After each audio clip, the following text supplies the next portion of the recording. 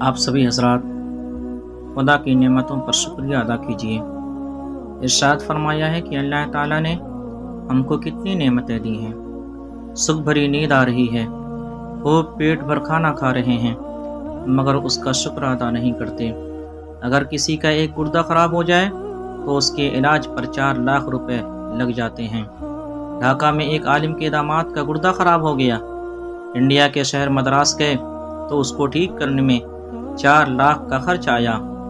ہم لوگوں کے پاس کتنے گردے ہیں؟ 2 گردے ہیں، تو دونوں کے کتنے دام ہوئے؟ 8 لاکھ روپے۔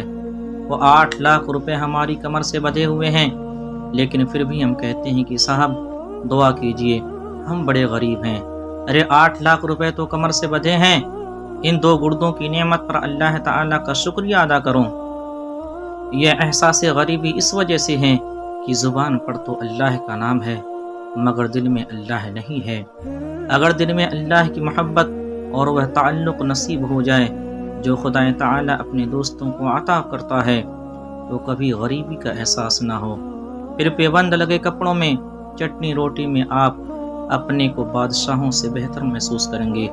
خواجہ عزیز الحسن مجذوب رحمۃ اللہ تعالی علیہ فرماتے ہیں، خدا کی یاد میں بیٹھے جو سب سے بے غرض ہو کر تو اپنا بوریہ بھی پھر ہمیں تخت سلیمہ تھا۔